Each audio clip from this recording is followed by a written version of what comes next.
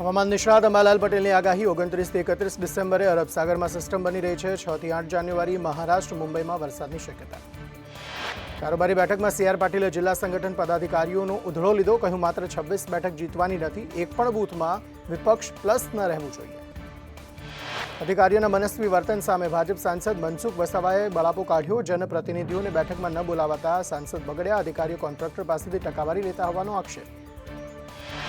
રાજ્યમાં દીપડાની સંખ્યામાં ધરખમ વધારો। રાજ્યમાં દીપડાની સંખ્યા 2274 પહોંચી। 3 બાદ કરતા બધા જિલ્લામાં દીપડાનું અસ્તિત્વ।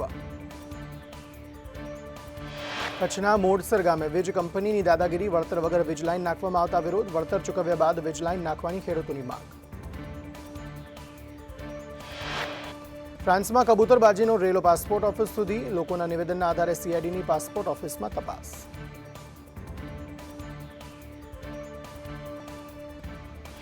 જૂનાગઢના સક્કરબાગ પ્રાણી સંગ્રહાલયમાં વન્યજીવોને ઠંડીથી બચાવવા વિશેષ વ્યવસ્થા। પક્ષીઓ માટે પિંજરા પર નેટ પાથરવામાં આવી તો હિંસક પ્રાણીઓ માટે હીટર ગોઠવાયા। સુરતમાં 3 ડિલિવરી બોય 40 મોબાઈલની કરી ચોરી।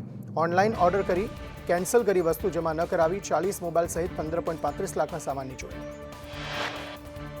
જમ્મુ કાશ્મીરમાં ઠંડી અને ધુમ્મસનો કહેર। જમ્મુ અને શ્રીનગરમાં ધુમ્મસની ચાદર છવાઈ। પ્રખ્યાત દલ લેક ધુમ્મસથી ઢંકાઈ ગયું।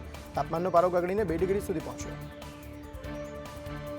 પીએમ મોદી આવતીકાલે અયોધ્યાની મુલાકાતે। અયોધ્યામાં વિવિધ વિકાસ પ્રોજેક્ટનું લોકાર્પણ કરશે। 15,700 કરોડના વિકાસ કાર્યોનું લોકાર્પણ કરશે। દેશમાં કોરોનાના નવા વેરિયન્ટ JN.1ના 157 કેસ। JN.1ના સૌથી વધુ 78 કેસ કેરળમાં નોંધાયા। કેરળ બાદ ગુજરાતમાં નવા વેરિયન્ટના 34 કેસ।